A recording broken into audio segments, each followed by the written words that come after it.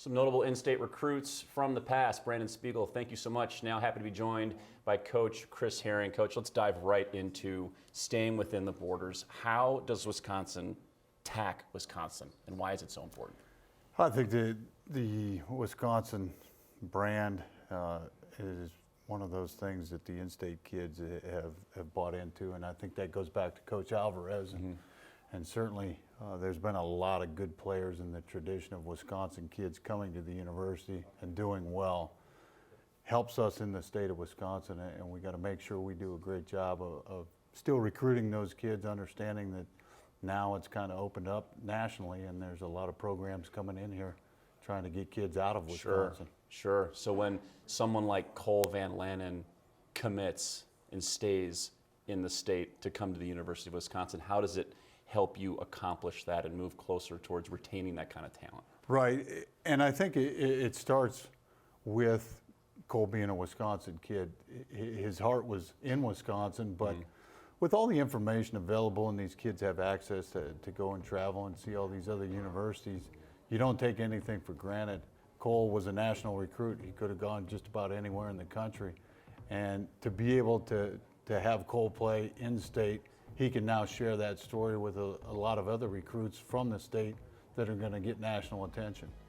You were a high school coach for a long time. How much has all that experience on that side of recruiting shaped how you talk to high school coaches or approach an athlete today? Because you know both sides now.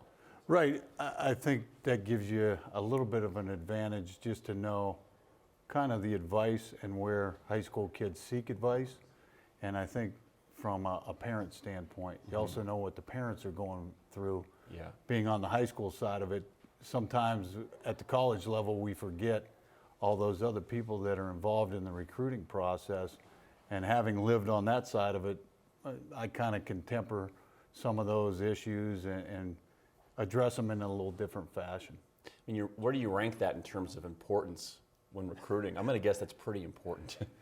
I rank it pretty high, Yeah. just from the standpoint that when I sit down with a high school coach, a lot of times we'll discuss being on that side of it too.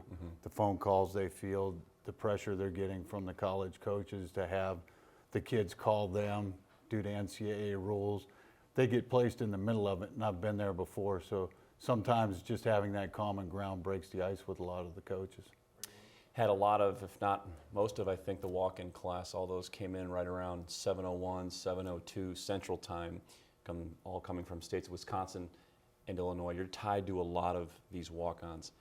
How do you identify walk-on talent? Does it happen on its own when you're out on the road, or do you have a name in mind you want to go see it? How do you identify that? Yeah, that's a great question. I think it's a combination of a lot of things that end up being walk-on talent. A lot of times we'll recruit these kids coming in out of their junior year, sophomore year. We have our eyes on them already. Getting them to camp, you recruit them just the same way you would a scholarship player. And in the end, there's a limit to how many scholarships you can give out. So the kids then understand that maybe walk-on is the next best available option at Wisconsin. And once we can back that up with the walk-on tradition here and how walk-ons have gone on to really earn scholarships, become captains, play in the NFL, that means a lot to these kids. So they see it as an opportunity too, but you don't target a kid as a walk-on right away. It's just a recruit, and you go about recruiting them the same way. You said scholarship, and I'll let you go with this one. How do you find a scholarship punter down in Georgia? How does that happen? Well, we had specialist camps over the summer, and Anthony came up and became a kid who really distinguished himself in that specialist camp. We watched him compete. We had a chance to work with him for an entire day, and the one thing you find out that he's an outstanding competitor and he's a great punter. He kind of felt like he fit our system and what we're trying to do with punters. So I think the match was there, and once you get to know them and build a relationship with them, it made it a great recruiting process for both sides.